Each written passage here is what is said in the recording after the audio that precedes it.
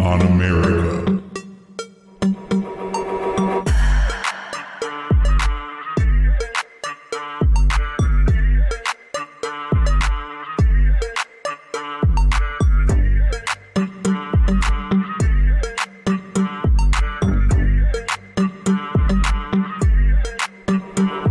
Let's go.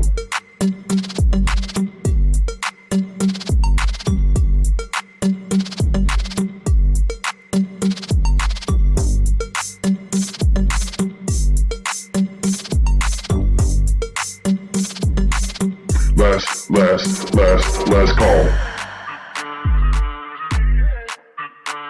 Let's go.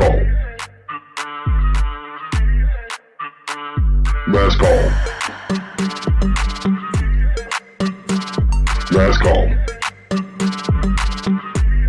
Let's go. Let's go. Let's go.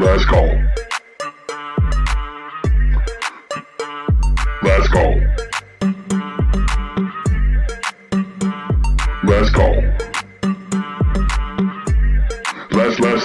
Let's go. Let's go.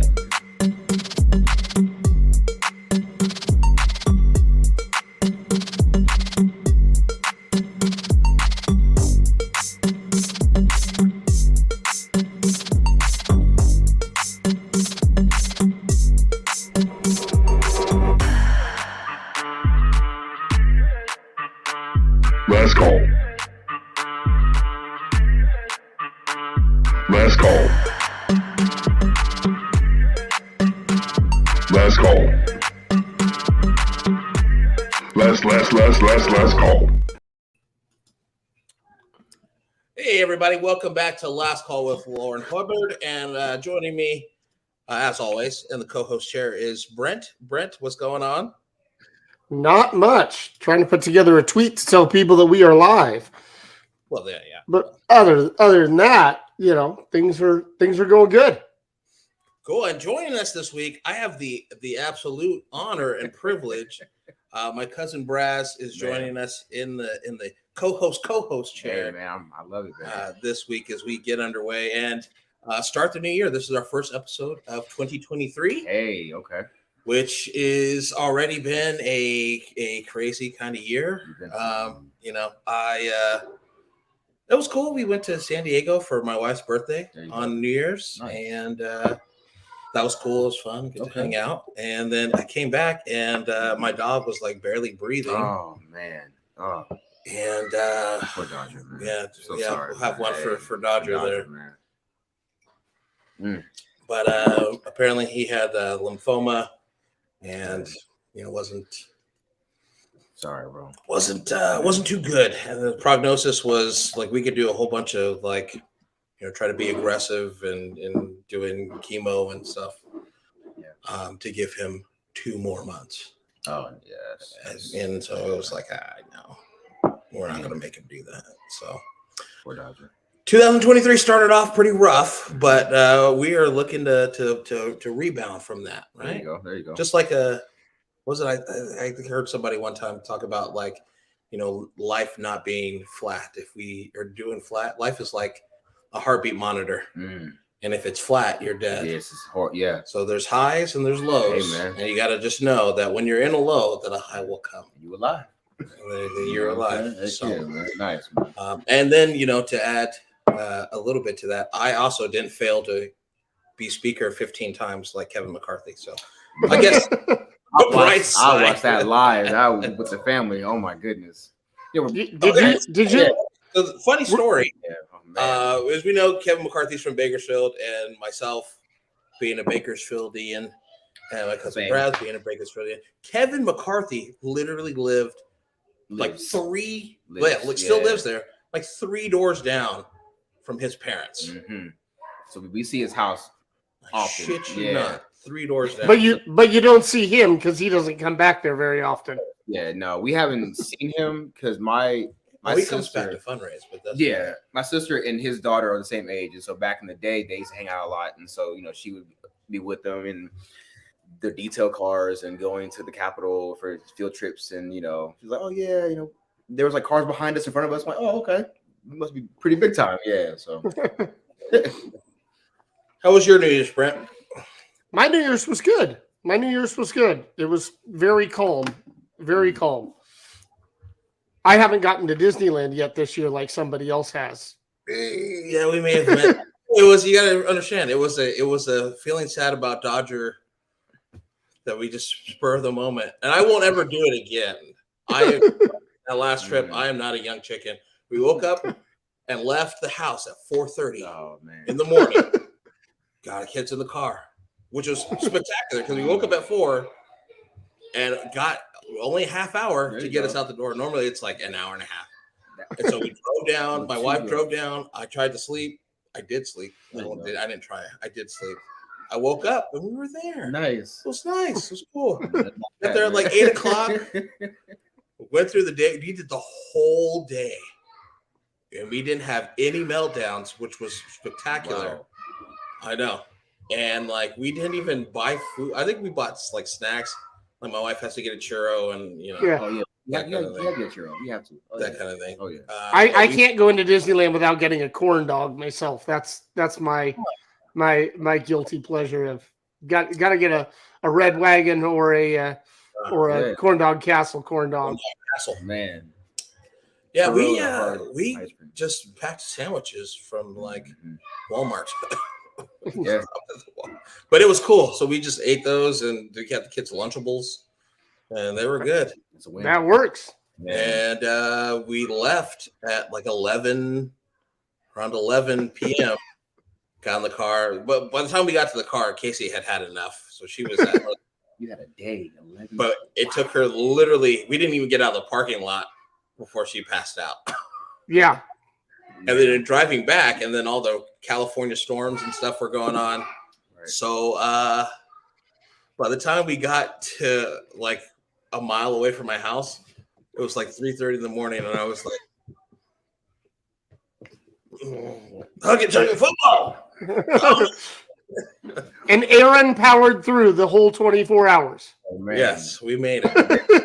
There's no way. No. We did Disneyland in December, but yeah, and even then for the night.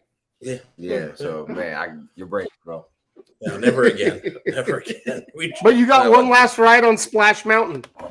One last ride on Splash There you Mountain, go. which was There bittersweet. I'm a person that likes new things at Disney. I know, like there's classics, Mhm. but Classics, I like new stuff. And Casey was tall enough to go on her first Star Wars ride, Wow. Smuggler's Revenge, Nice, man. which was or Smuggler's Run rather, which was pretty fantastic over at Star We Wars. we still haven't been back since all that went in. The last time that we all went was like 3 weeks before they opened Galaxy's Edge. Wow. Ah, So we haven't had a chance to see any of that yet. well, get out there because it's awesome. But I wouldn't go until March if you're thinking about it, because that's when the new Toontown opens. Finally. Yeah. So Yeah.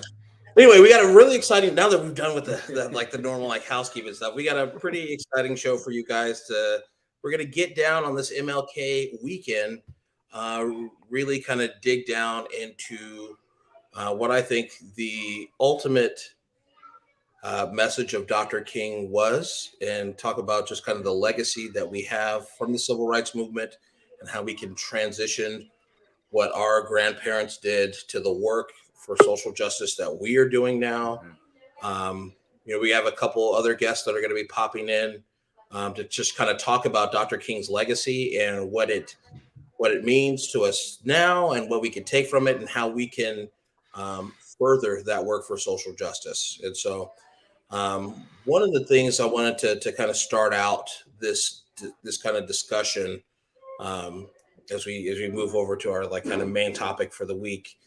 I just recently finished reading Dr. King's last book of Where Do We Go From Here, Chaos or Community.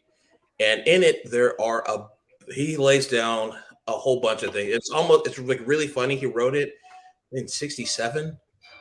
But the things and topics that he's writing about then Crazy. are the exact same things that we are seeing in 2023. Man. just like the need for people to organize and be organized, whether it's tenants that are organizing for better rents, workers organizing for better wages. Like talking about how the barriers of race can't stop us from making these permanent organizations and institutions. But the thing for me that I wanted to talk about first and kind of get your guys' takes on was a topic that's kind of been near and dear to my heart, and things that I don't know if I brought it up on the show before, but this notion of universal basic income.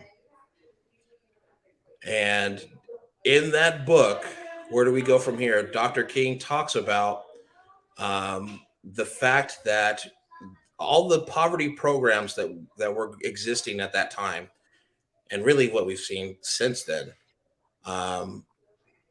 address the symptoms of poverty, not actual poverty. So he's like, if we're going to deal with this problem, you have to deal with it directly. Correct. And so that entails direct payments to people.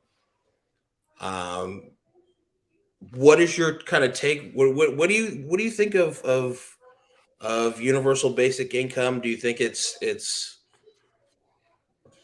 there's ways to do it? Obviously, we can't, like, I'm not like Andrew Yang where everybody gets $1,000 a month, but what's kind of your take on it? Do you think that we can? I mean, we've kind of seen it a little bit through the pandemic of direct payments. And, right. Kind of what's your kind of take on that? Brass, we'll start with you. Great question.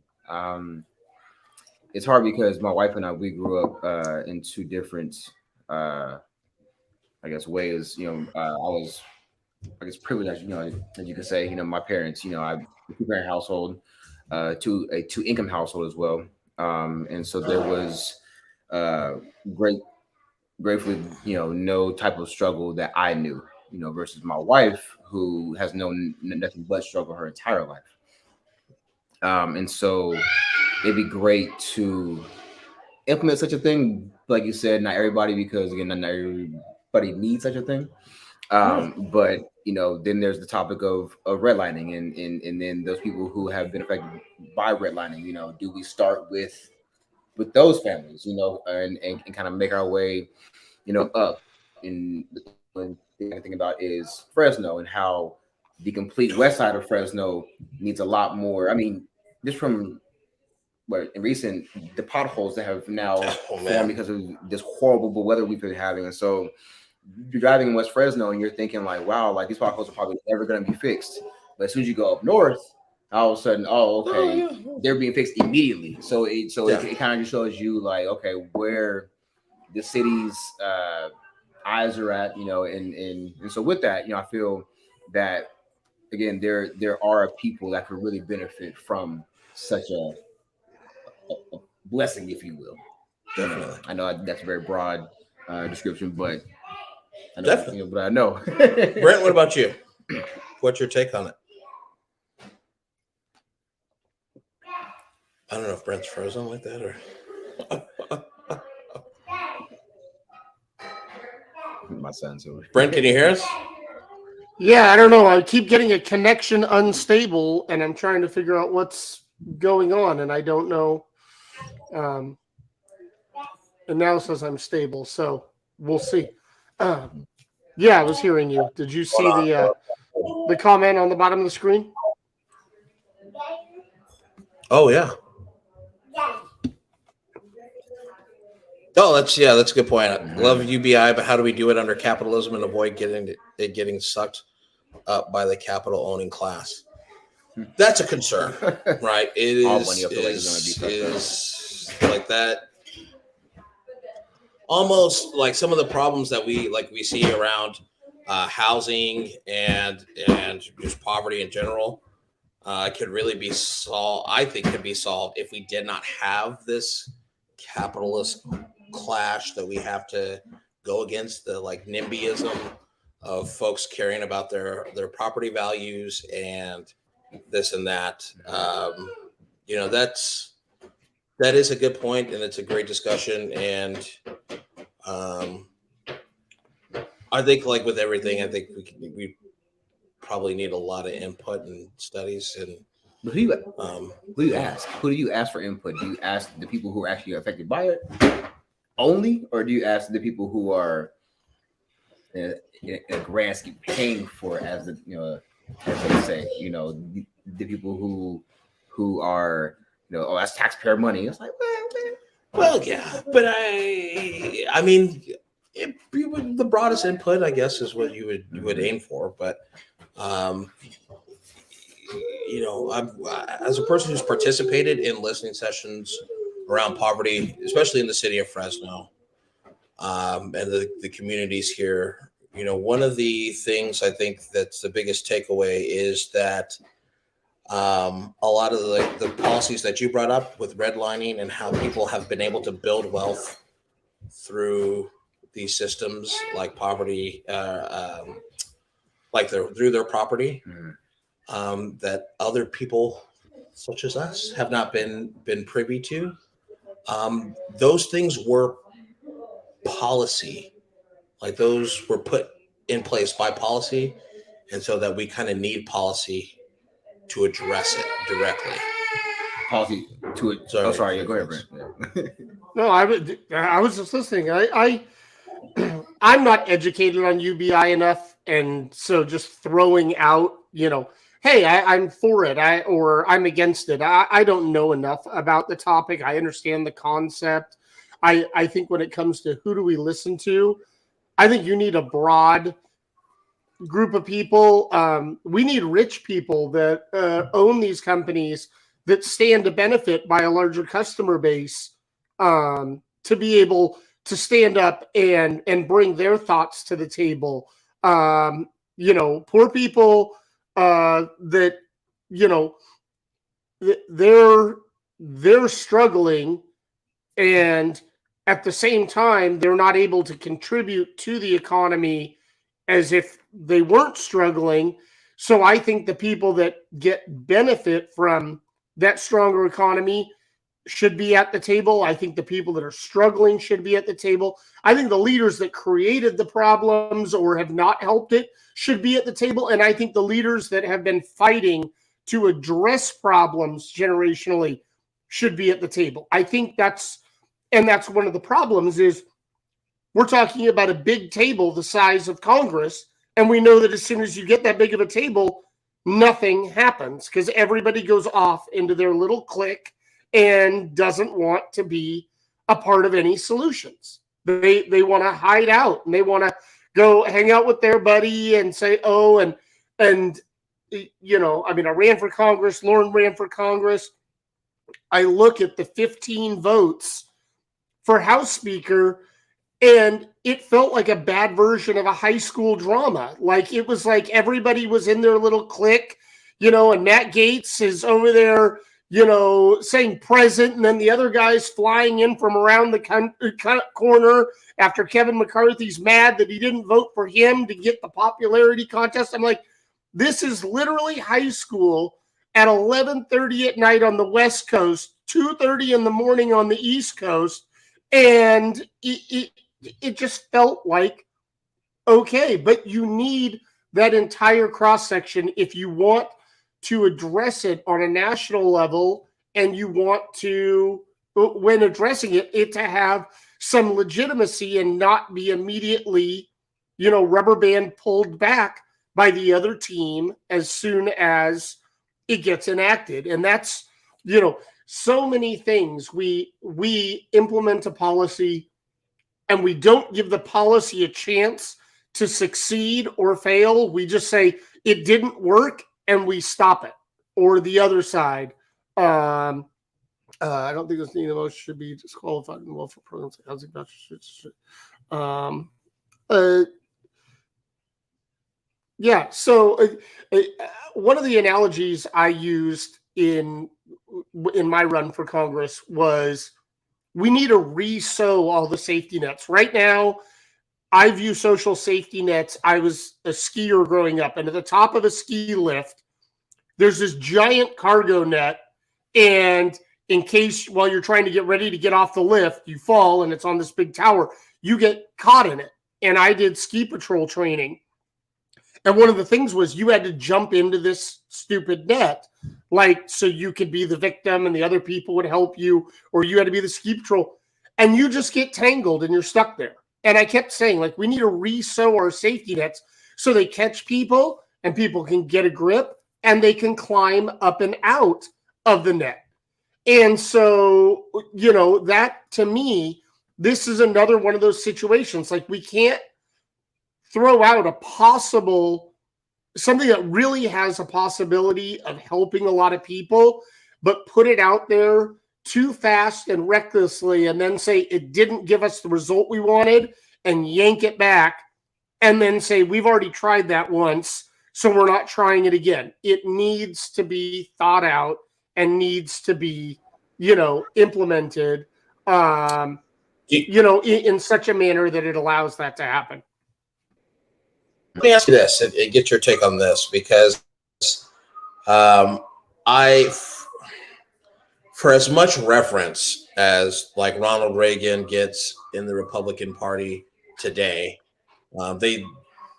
if Reagan was around today, he would not be liked by this current Republican Party, to put it mildly. Do you think that people knowing, if we were to kind of spread the knowledge of people knowing that this idea of universal basic income on the national front was actually a proposal from Richard Nixon in 1969 with his family assistance plan to do like reverse income tax for poor people? His idea was to do this family assistance plan where they would pay people so much a month, but then it would, you know, in exchange for that, they would cut other social programs. Which, yeah, and that's where I think we don't need to cut social programs. We actually need to expand them. We need to fix them. Again, resewing the nets. These programs need off ramps, not you made $2 too much, you don't qualify. Or and the off ramps need to be better. It's like food stamps has a level of income where you will still get $28 of food stamps for a family of 5 because you're making too much to whatever. And I'm like, okay, they should be cut off. What are you doing with $28? And I'm not trying to say $28 is free. Right. But if you've made it to that category and give the $28 to somebody lower that would be getting 30, so now they're getting 58, and maybe they can get 2 days worth of meals for their household out of it. We need to adjust these programs and get them so that people can use them, can rely on them, but that they can grow and strive to do better. And I am not one of those people. It's like, oh, people want to just mooch off the government. But I can tell you there are hard numbers on, you know, Medicaid. There are hard numbers on these things where if somebody does make $1 an hour too much, they lose their health care that's going to cost them now, you know, $700 a month. And that's not offset by the $1 an hour. You know, $160 an hour that's taxed does not replace $700. So it's, you know, those things. And I think in that whole discussion, UBI, you know, we know you need a certain level of income. You know, that's how they come up with the formula for, you know, for food stamps and everything else, is that they know a family needs this much food in order to, okay, well, we know cost of living, you know, I mean, rent and everything else, and take those into account. You know, we also need to fix the equations where right now, if you live in Seattle or you live in LA or you live in Miami and you're on the lower income spectrum, you get treated the same as if you lived outside of Boise, Idaho, and the cost of living in Seattle or San Francisco or LA or Miami is so much higher. And they're like, oh, okay, well, you make $60,000 a year.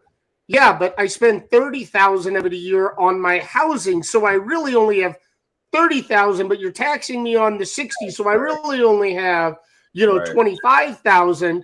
I guess. And And that 25,000 versus somebody that's able to make 35 grand and, have, I mean, now it's a broken thing because Boise's gotten more expensive, but you used to be able to rent an apartment in Boise, a 2-bedroom apartment for $700 a month. That was just the thing. So, those things need to be taken into account. Yeah, but Ray is here. Yeah, I want to bring into the conversation someone who has experience in living. Brent in Washington. We're from California. I want to bring in a person who has the experience of living outside of the West Coast. I feel like the West Coast, we have kind of our West Coast bubble, especially when it comes to race and relations. I want to bring in Ray Reed. Ray had the distinct honor of running for Congress in Missouri, which is a state that outside of is not on the West Coast, California, not on the West Coast. That's where my people hail from. So it's the show me state. So you got to show me. Come on, baby. So Ray, welcome to the show. Ray, I wonder if you could kind of talk with us on what your opinion is on what you think the legacy of Dr. King is in this moment in time that we're in 2023. Oh, you're muted, sir. Can you guys hear me now? Yeah, you're good. Okay, cool. Sorry about that. I think his legacy, is kind of like an example of how to go forward. Dr. King, through his entire time serving our communities, when the times got tough, he never quit. And I think that's a perfect example for where we find ourselves post midterms and going forward into the 2024 election. That arc is long, but it bends towards justice. But only if we bend it, only if we continue in the fight to bend it towards justice. So I think I'm big on Gen Z, so I believe that this generation, we are the change that so many prior generations have worked so hard for, and it's up to us to realize their dreams, to be of service to their dreams and affecting change. Yeah, absolutely. In that long arc of justice, or the long arc that swings towards justice, is one of those things that I think people, I think that was a way to kind of temper expectations at that time for progress, and just saying progress is slow. Like progress is slow. And I think that marathon. I think that's a great reminder for the times that we're in now, is that progress is slow, and we need to continue on with what we're doing. And I one of the things Brent and I had the ability to go to a Black Leadership Conference this past December for Collective PAC. And one of the things that was brought up in this discussion of, what did we take from 2022 and bring into 2023 and 24? And one of those things is to celebrate the wins that we do have. We've had as kind of a situation where, these election cycles are so fast, and they come up, and then they election day happens, and then we find the results, a day or two or sometimes a month later. And then, we're right back into election mode, and we don't take the time of really appreciating, especially in places like Georgia. We don't really take time to appreciate the fact that, Black people, Black women in particular, saved democracy again.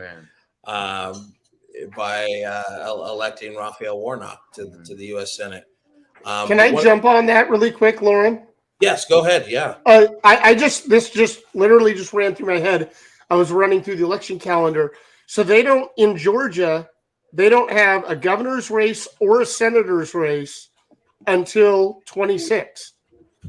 So they have the presidential race in 24. What do you think that's going to do to the I'll ask it to Ray. What do you think that's going to do for Georgia and activating over in 24? And are we going to lose ground on all the work that was put in for the last two cycles because they had special elections and runoffs and everything? Like, do you think that Georgia will stay strong and keep swinging purple or Yeah, I do, and I think it's going to come down to turnout, particularly among the 18 to 35-year-old demographic.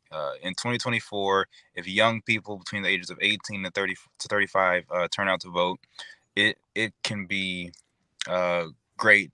It can be great, and so that we keep Georgia blue. But I'm also watching like Michigan really closely in this cycle, and Philadelphia, Pennsylvania. I think Pennsylvania and Michigan are going to be huge battleground states for us, but Georgia, I don't think it's out of the picture. Yeah, I don't know. That just kind of went whatever through my head right when you said it. Like, we had all this energy for Warnock and Ossoff 2 years ago.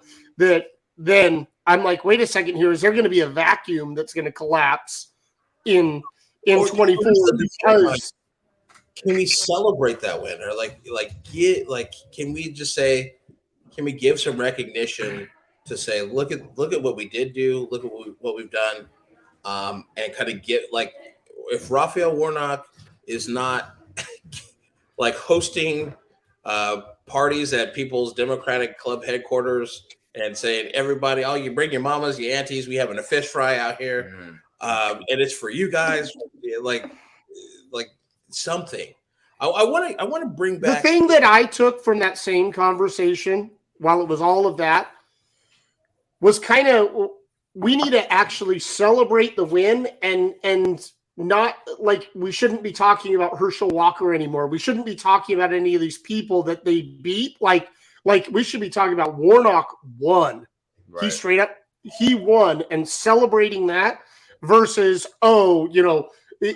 whenever somebody else is talking about it, they're talking about it in a manner like, well, if they had somebody that wasn't Herschel Walker, they're almost putting Warnock down like, oh, he won because it was against Walker. No, he won. That's it. Mm-hmm. He won the race. That's how binary politics works. He won, and he goes and gets a 6-year term, and I couldn't be happier for him for it. Besides the fact that I can't imagine somebody who's talking about werewolves and vampires being in the U.S. Senate. But so we had a comment. We don't know what George Santos talks about. I mean, or Anthony DeVolder or whatever. we had a comment here that said, I left the Democrat plantation. That's a wild comment. And I wanted to talk about this for a second, because that is one of the things, right? Like we saw black women, like especially in Georgia under the microscope, we saw black women, 98% of them voting for Raphael Warnock. Black men, it was not, I mean, I would think it was like high 80s. It was like 89 or something like that, but it wasn't the 98% that black women had. Ray, what is your take and what do you say, especially to young people who I've spoken to that say, like, the Democratic Party is like, better than the Republican Party, but they're really not like talking to me or speaking to me. What do you get from young people, and what's your take on a comment like that when you see like a comment like that I've left the Democrat plantation? Yeah, it's not really. It's so frustrating because I always hear, lesser of two evils, but that's not what this is. Our founding documents, in order to form a more perfect union, we may never actually get to be perfect, but we always have the chance to be better, to be more perfect. So, you may not like everything that Democrats do. Hey, I am sometimes frustrated with my own party, but that doesn't mean that Republicans have all the answers, or that sitting out is a better answer. Voting against candidates who want to tear down our institutions of democracy, incentivizes future candidates not to tear down our institutions of democracy. So it's all about, we all have a role to play here. And the most important role is the role of the citizen and the role of the voter, to actively participate in our civic process. So I always try to convince people my age, hey, I know things are messed up. I know there are certain issues you care about. I guarantee you that the Democrat on your ballot this cycle will talk to you about these issues, and you likely will agree with them.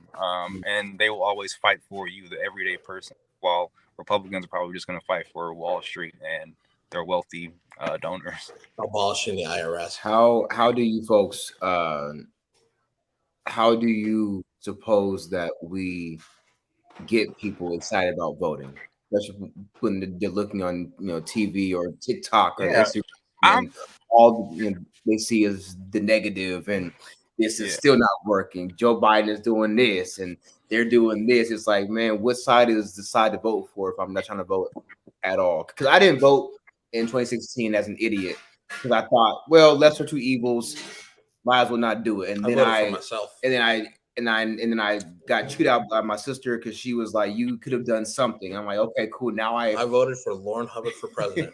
I wrote myself in. And of course, since 2016, of course, now we all understand the what's we're looking for, the repercussions of what happens when one does not take action. How do we get people excited and into voting without there being like, well, there's no point because both sides suck? Yeah, it starts with the Democrats right now. As far as our side getting folks excited.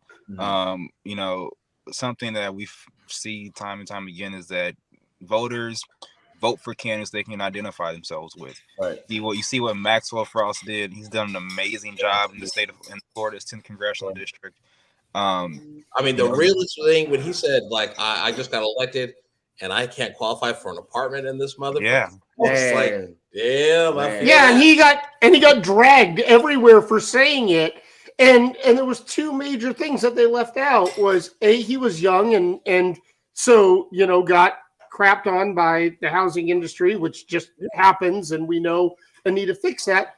He also, they're like $174,000 a year. Yeah, he doesn't get that until he's sworn in.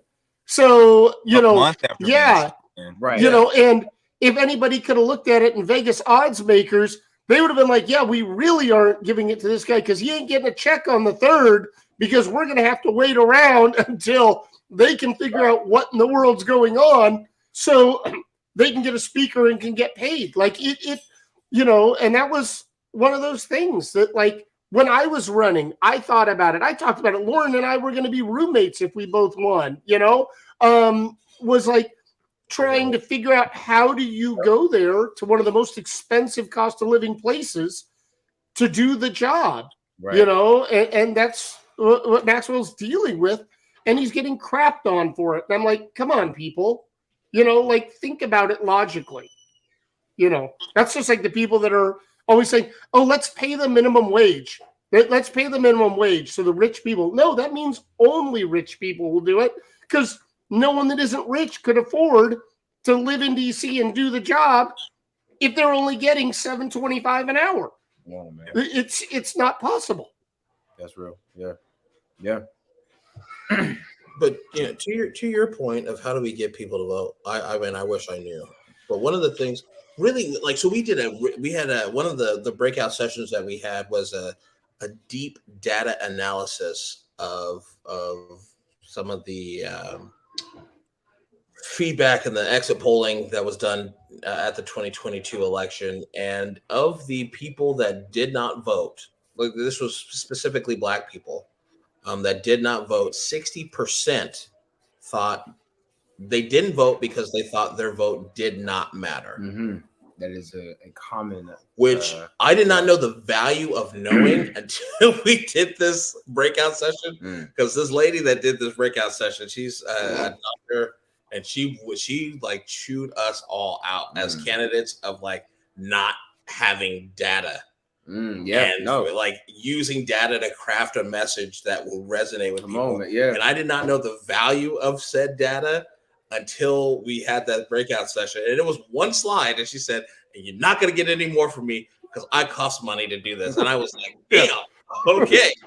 Ray said it too. But go ahead. But yeah, so like Ray, what do you say to those folks who think my vote doesn't matter? How do we craft a message to those folks? Like Gen Z, in particular. Yeah.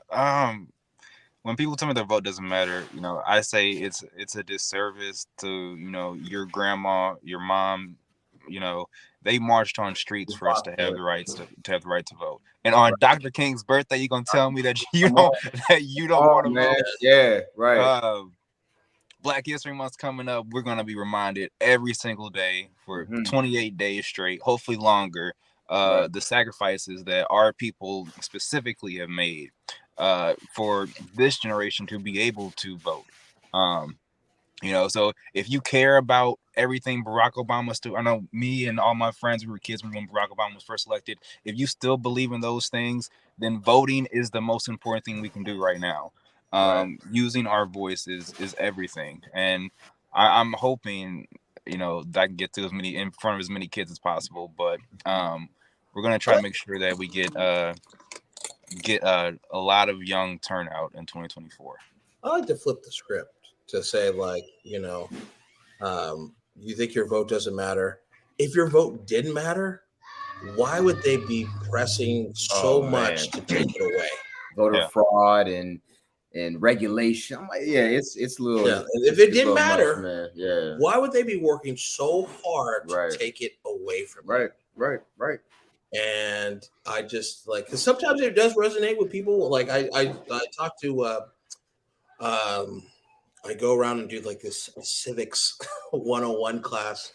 And so I was with Fresno High's social justice club, and I was talking to them about just the history of voting. That's cool. And one of the people that we talked about was this World War II veteran, Maceo Snipes, in Georgia, of all places. This is a man who said, I fought the Nazis in World War II. Man, listen. I come home, I'm going to exercise my right to vote. Right. Goes, votes. 1 day passes, nothing happens. 2 days pass. These people show up at his house, and they lynch him for voting. Yeah. Because in the place that he voted in Georgia, I said, "Black men, you should already know, don't try to do this here." Yeah. And so, like, when you tell that story, and the fact that we are blessed now to live in this age where information is readily available on one of these. Within seconds, we can look something up, and we have images of just what the cost is for us to have done this. And so, Ray, exactly what you said, kind of really, that point I think resonates with people with when you show them the images of this is what people went through just to cast a ballot. Right. And you're really spitting in their face. I agree. I just think. Go ahead. Ballot. Just please try. Yeah. That's what I'm saying. I don't care if you vote for one fucking ballot. Just do it. Go ahead, Brent. It goes back to the arc. It goes back to the arc bending towards justice. The arc is long, and it goes back to failed policies. We've taken civics out of grade school and out of high school with some revisionist form of U.S. history that's crap, that doesn't tell anybody how our systems actually work. So they're not engaged or feel like they need to be engaged from those younger ages that continue on. And to repair that means we have to overcome it, get legislators in that will then get that put back into education, and then let those people grow up to be old enough to be able to vote. And that goes back to my thing about UBI and other social programs, is it when it doesn't have an immediate effect. oh, the Inflation Reduction Act didn't take everything back to 1999 prices. It failed. No, that's not how it works. And so, I just say that we needed to address some things, but we got to give it time for it to work. So I'll be quiet now. Ray, let me. I know we gotta let Ray go, and I am so thankful that he was here for us today, giving his point of view.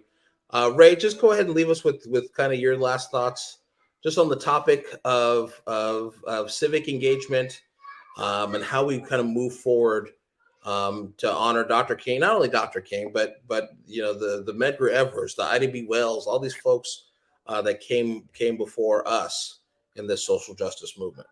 Yeah, I would say that remember that again, we are the change that the generations before us have been looking for. And when we all participate, not even the sky is our limit. We want a bold, progressive policy put in place, and it takes bold, progressive leaders to grasp it. So, never doubt yourself. Always stay in the fight. And I'm always going to be in the fight, right there with you guys in any type of capacity I can be. So thank you guys for having me on tonight. I love doing these things anytime I get a chance. I'm looking forward to the next one. Yeah. Now, Ray, before you leave, I got to ask, because it is the season 2023. Where are we going to catch you again, brother? What are you running for next?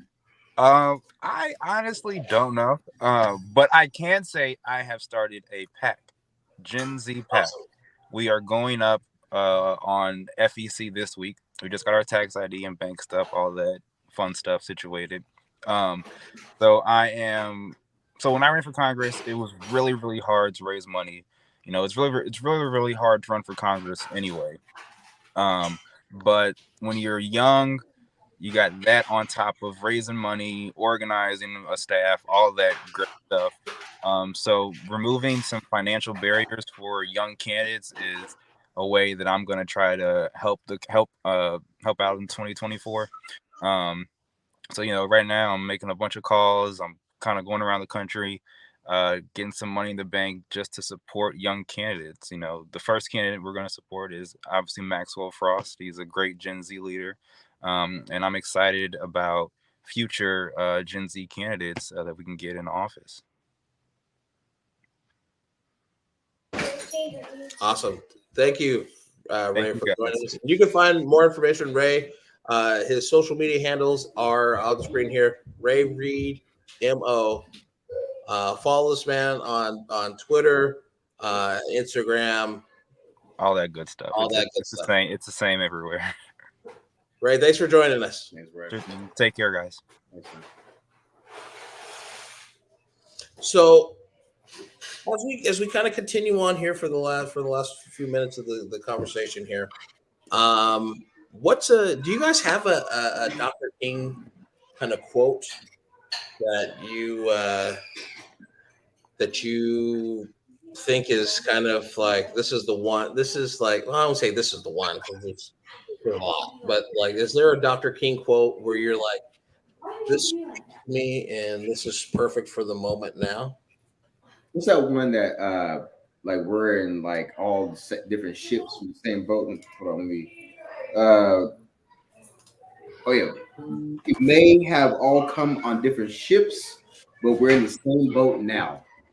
I know he referenced, of course, slave ships, but I think in 2023,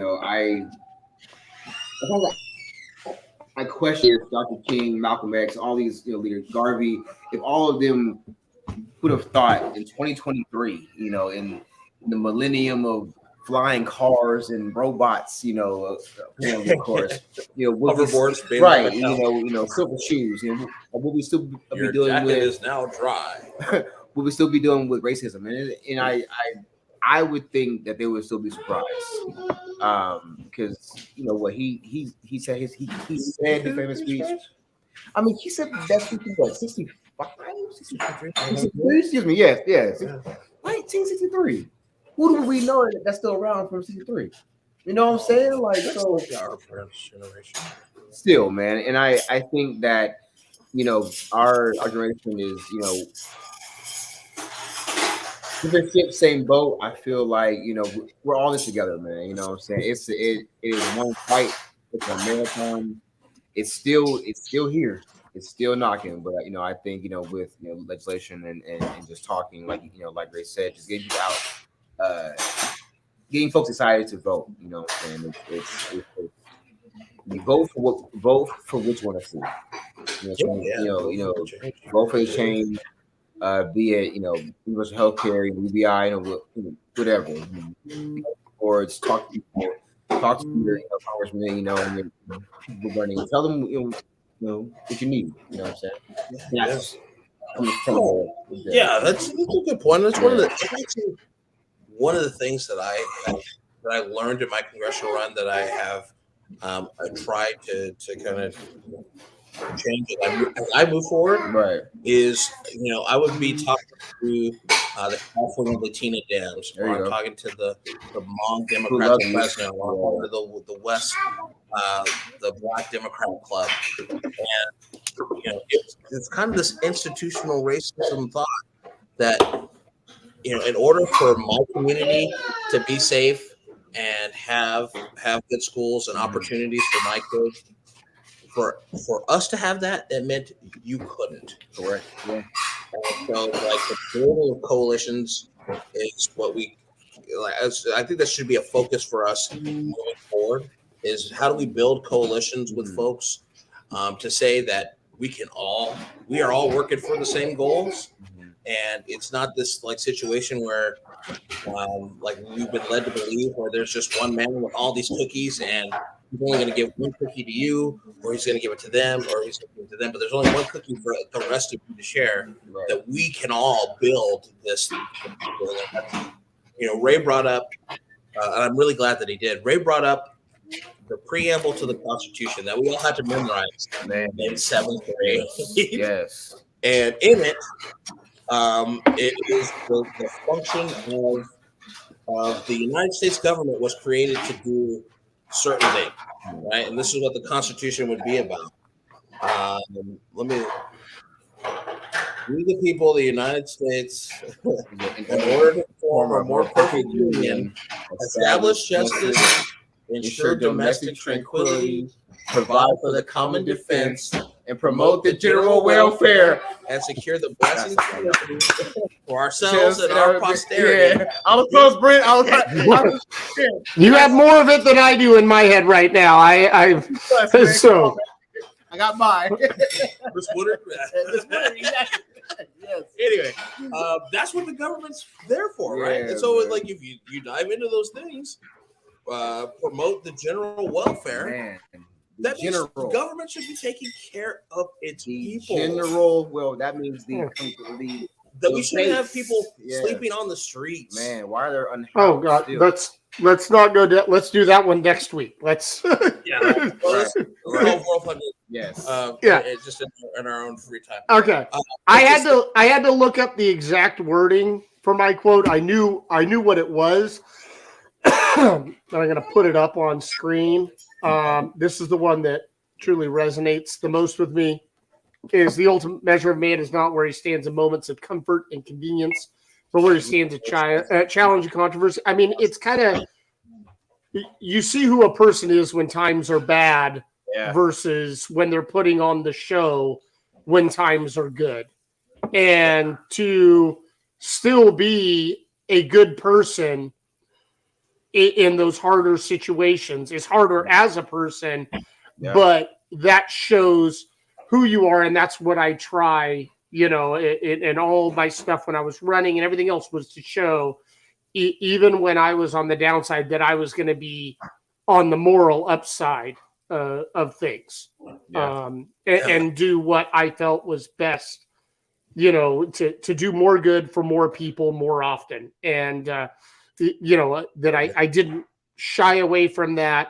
You know, I'm not as good at remembering exact quotes and everything. So I was like, oh crap, I need to look up what the exact quote was.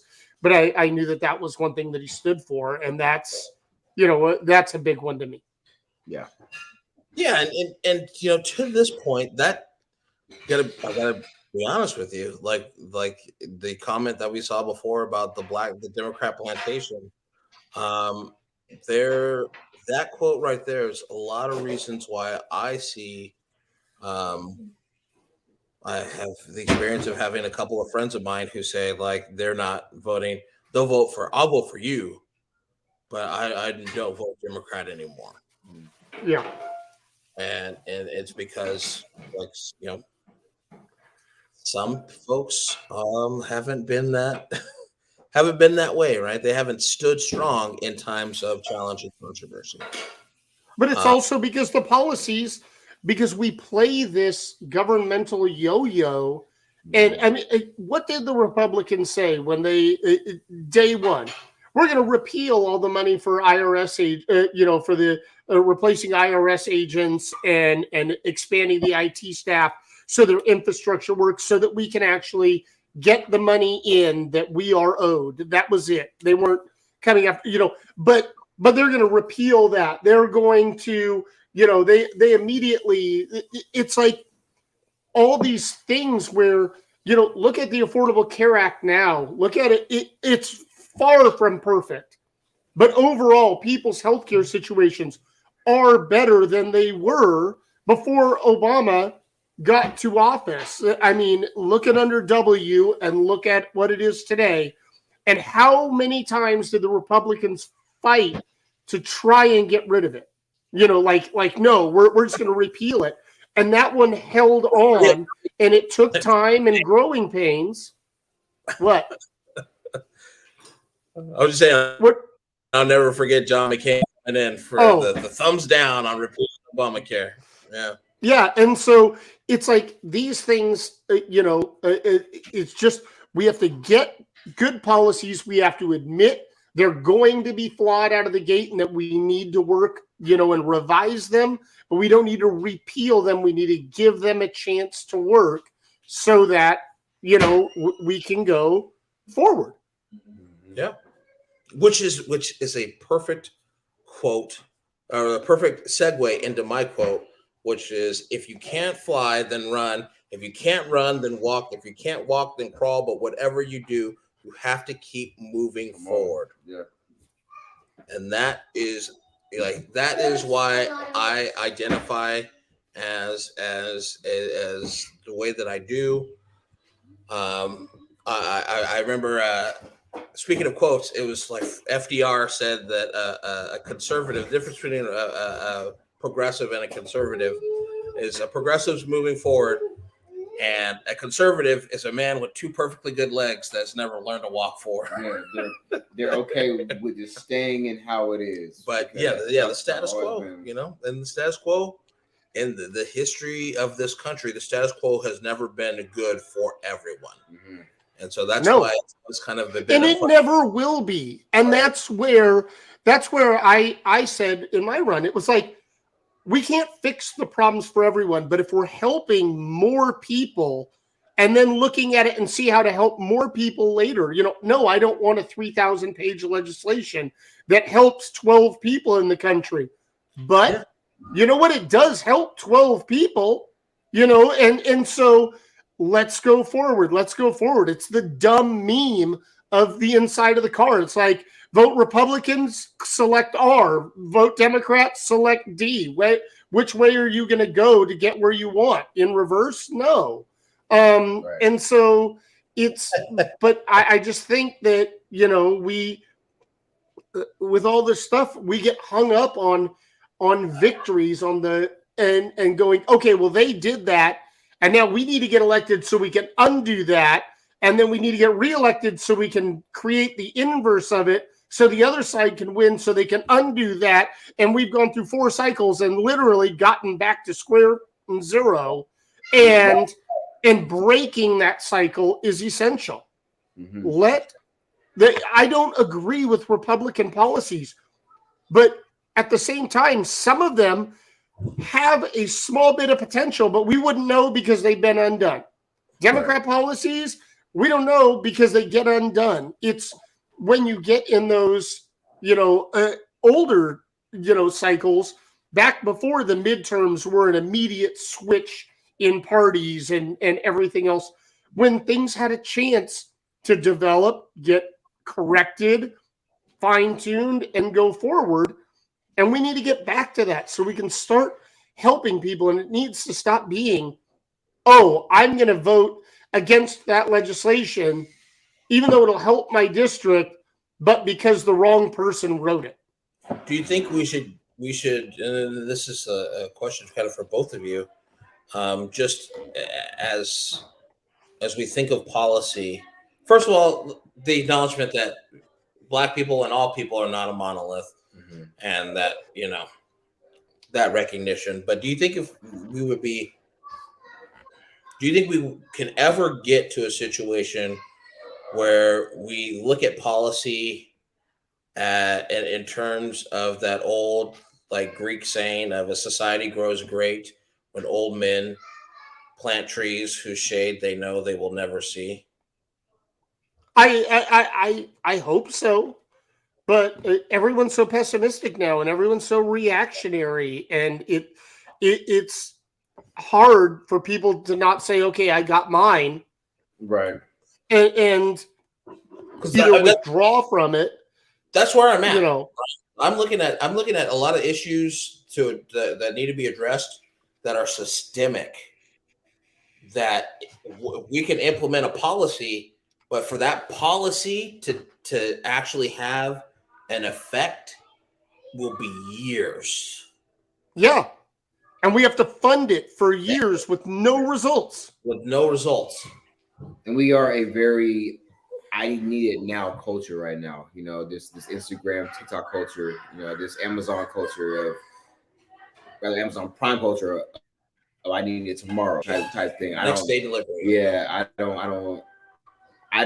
I again, not trying to be a pessimist, but just from the things I've seen, it's if it can't happen today, then we got to uproot it. It's like, sorry, Gen Z. I know Ray was here, right. But I'm from the generation of where you would call the 1-800 number to order GAC, or you got your mom to order the GAC, and the 1-800-237 whatever, and you pay $19.95.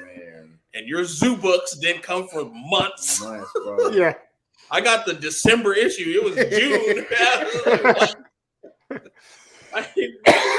It didn't come for months. Man. And that's where I've worked in technology. I was part of changing the cinema industry from 35 millimeter film to digital cinema, and everything else. I am not the biggest fan of the internet. It's, they build echo chambers. Misinformation moves instantly. Good information moves instantly, but then there's new information. So that, the 24-hour news cycle isn't, that's 24-hour news cycle on the news. But what people are talking about and everything is so immediate gratification and then on to the next topic that it's going to be hard. But we need to elect people that admit that and that are willing to put in the work and to watch it. I mean, you don't make marinara sauce by throwing all the ingredients in, get it up to boil and calling it done. It has to be made and it has to simmer. I mean, it's like cooking. You have to give it time. According to IG, it takes 10 seconds to do it, though. We were talking about that. Like, literally, when I went to go pick up our, we had our 9th wedding anniversary last week, and so we went out and made pottery, which is the traditional gift for wedding anniversary. Anyway, we went to go pick it up, and I was on the way. I was like talking about, like, man, I remember being in like 4th and 5th grade. If you didn't watch TGI Friday to know what happened on Boy Meets World when you went to school on Monday, like, you were laughed at. Oh man. Yeah. And it was kind of like the same thing. Like, if you, as an adult at the water cooler, if you didn't watch the 90210, oh, you didn't see 90210 last week, Friends, or the Friends, or you were just like out of the loop. and there was no going back. Oh, let me just watch the online on Hulu or whatever. There was none of that. You were just like, I guess I will never know what happened between Ross and Rachel. Well, look at TiVo and look at DVRs from DirecTV and Comcast and whatever now. And look at the streaming services. My kids do not understand what advertisements are. Like, they do not understand sitting down and watching a show as it's played.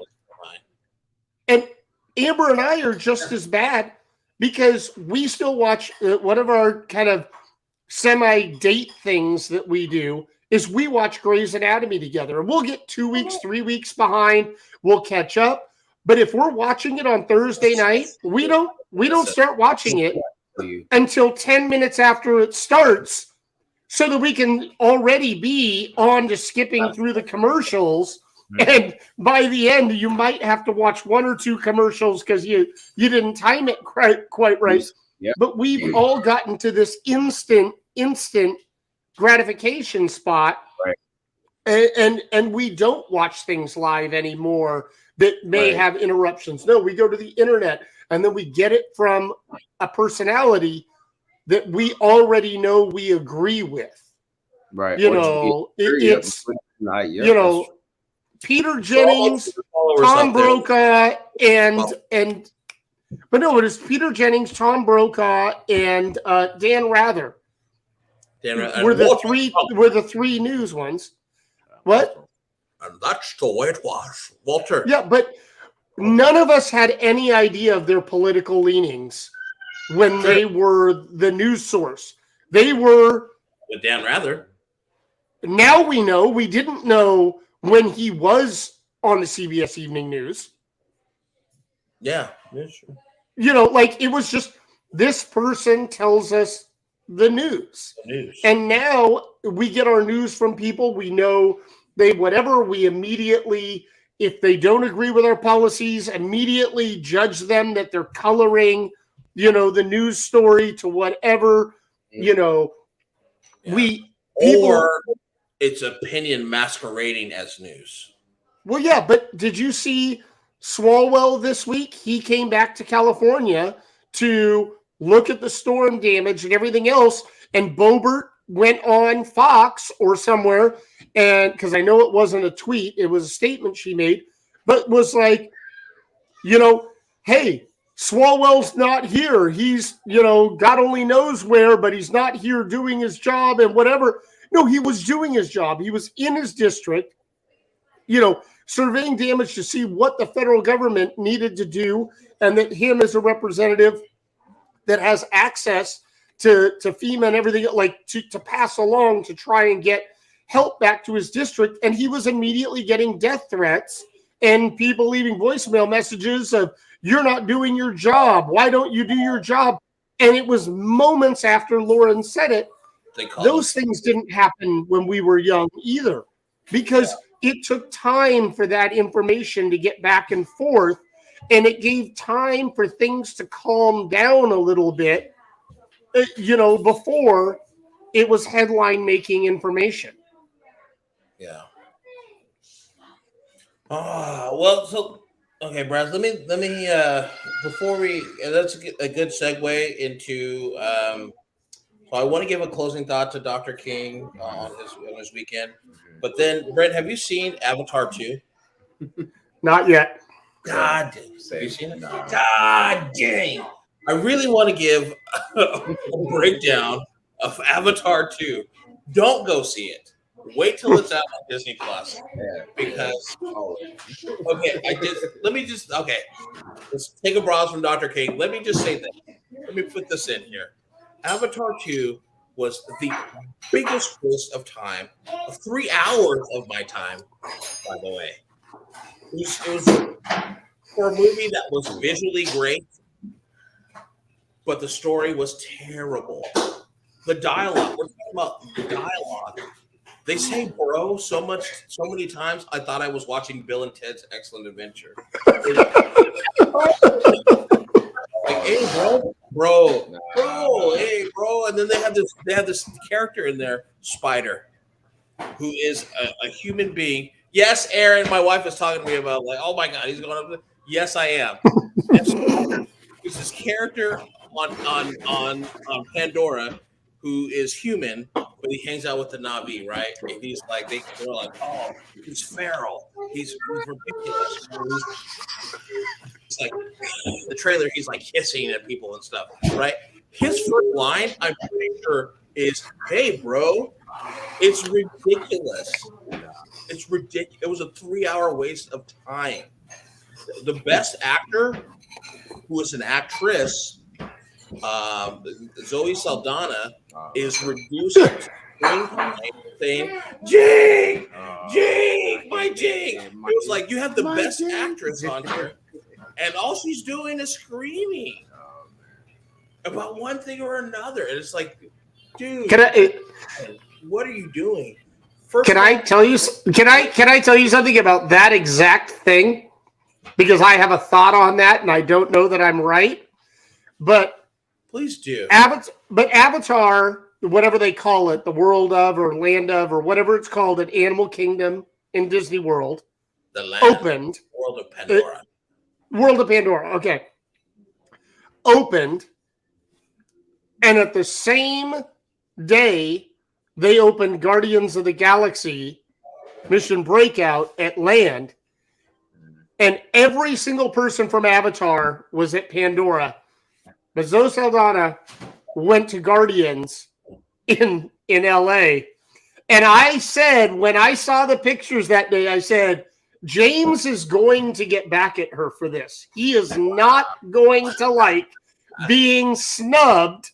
And I went to high school with Joel David Moore, who's Norm there. And I may have interacted with him 5 times, 8 times since high school. It's not like he was my friend and I call and chat with him all the time. But I remember sending him a message and he never responded until later. And he was like, yeah, I'm sorry, I never responded to that. Like, he still didn't answer. I was like, I know James was that. I met James Gibb.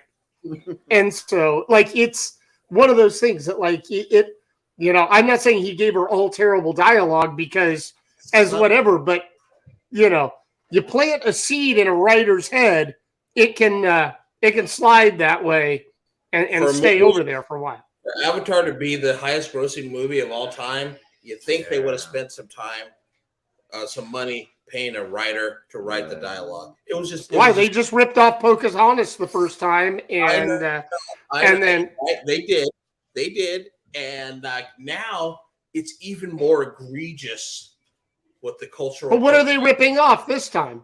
As like he's got Brass's hair, and I'm just like, what?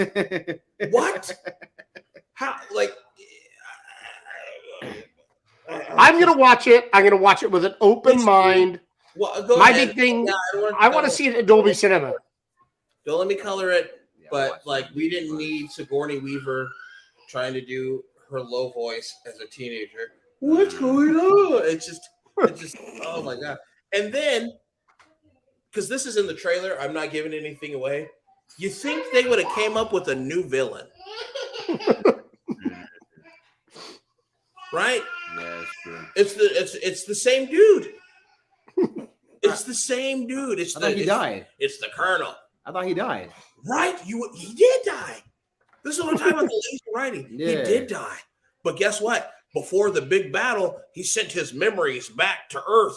So put it into an avatar himself. And if you could do that, if you could just upload somebody's memories, why the hell is Jake there in the first place? His brother didn't upload his memories into to pilot the avatar that he left behind.